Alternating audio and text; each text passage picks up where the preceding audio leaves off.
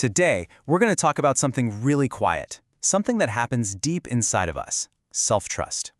It's not that big, loud roar of confidence you see on the outside. It's more like a steady, unspoken feeling that, no matter what, you can rely on yourself. And to start, let's explore a feeling I think we've probably all had. Just think about it for a second. Maybe you told yourself, okay, tomorrow I'm waking up early, or I'm definitely going to start that project. And then you just didn't. It's a feeling almost everyone knows, right? That little quiet flicker of disappointment that nobody else ever sees. And this is the most important idea we're going to explore. Self-trust isn't some trait you're either born with or you're not. Psychology tells us it's much more like an architecture. It's something you actually construct, piece by piece, brick by brick, with your own actions. So let's take a look at how to lay that very first part of the foundation. So, where does this whole structure begin? It starts right here, with a simple promise to yourself. It's all about the smallest, almost invisible agreements you make in your own mind. This is truly the first and most fundamental practice in building that internal reliability. I know. These actions seem almost trivial, don't they? But here's the thing. Each one is a piece of evidence. Every single time you follow through, you're sending a direct message to your own nervous system that your words actually have weight, that your intentions truly matter. And there's a really powerful psychological reason this works. Our brains are basically wired to find safety in patterns. So when your actions consistently match what you intend to do, you create this incredibly predictable pattern. And your brain starts to learn, hey, you are a safe bet. So, you see, this is the crucial difference between the outside and the inside. To anyone else, you're just going about your day. But inside, you are quietly building up this collection of evidence that leads to a really profound feeling. I can depend on myself. Okay, now let's look at the next piece of this architecture. The next practice is really all about attunement. It's about learning to listen to those subtle signals your body and your emotions are sending you, and, more importantly, learning to take them seriously. I mean, how often do we do this? We just push past our own limits. We treat feeling tired or overwhelmed like it's some kind of inconvenience we have to ignore. But self-trust really starts to grow when we treat these signals as valid, important information. It's a quiet act of respect for our own well-being. This practice actually has a name in psychology: interoceptive awareness. It's really just your ability to feel and understand what's happening inside of you. And by honoring these cues, you're teaching your brain that your internal needs aren't just valid, but they're actually really important. Externally, this might just look like you're setting a boundary, saying no to something or just taking a break. But the internal feeling that comes from that, it's a profound sense of safety. You're literally creating a space inside yourself where your own needs are heard and respected.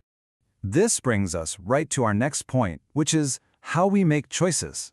Because self-trust isn't just about doing what you say you'll do, it's also about where your decisions are coming from and what they're aligned with. Look, it's completely natural to seek out advice, but there's this really subtle shift that happens when we learn to trust ourselves. We can still gather all the information from the outside world, but the final decision, that final feeling of validation, it comes from within. And yep, there's a term for this in psychology too. It's called developing an internal locus of evaluation. Just think of it like cultivating your own internal compass. It means you slowly become the ultimate authority on your own life, learning to trust your own direction even if you're not 100% certain where it leads. So, to the rest of the world, this might just look like confidence, but internally, it's something so much quieter and more personal. It's a feeling of alignment, that sense that your choices are truly, deeply your own.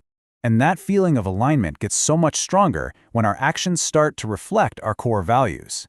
This is all about making choices, even the really hard ones, that feel right and true to who you are, instead of just doing what's easy or what other people expect from you. When other people see this, they might call it having a strong character or integrity. But the internal experience, that feeling it generates inside you, well, that's just deep self-respect. You're living in a way that you, yourself, can truly stand behind. So what happens when we mess up? Because let's be honest, we all do.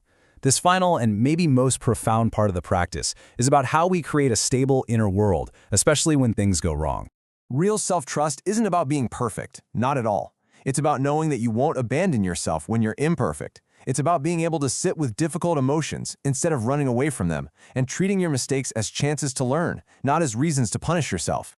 And this is really where it all comes together. When you respond to failure with a little compassion, the world sees resilience. When you learn to stay with your feelings, the world sees calmness. But what you feel, what this is truly building inside of you, is emotional stability and a quiet, unshakable strength. I really just want to pause on this for a moment. This is so important. For so many of us, learning to doubt our own instincts was actually a survival skill. It doesn't mean you're broken. It just means your mind adapted to what it had to. So please remember this: what feels unfamiliar right now can become steady with practice. Self-trust is a skill. It's something you cultivate over time through all of these small, repeated actions we've been exploring together today. Ultimately, it really all comes down to this one idea. It's not about being fearless or perfect. It's about deciding that your inner world is a place that's worthy of safety, of respect, and of reliability. And that's where it all begins. So, I'll leave you with this one gentle question. Not for tomorrow or for next week, but just for today. What is one small, simple promise you can make and keep for yourself right now? Thank you so much for taking this time.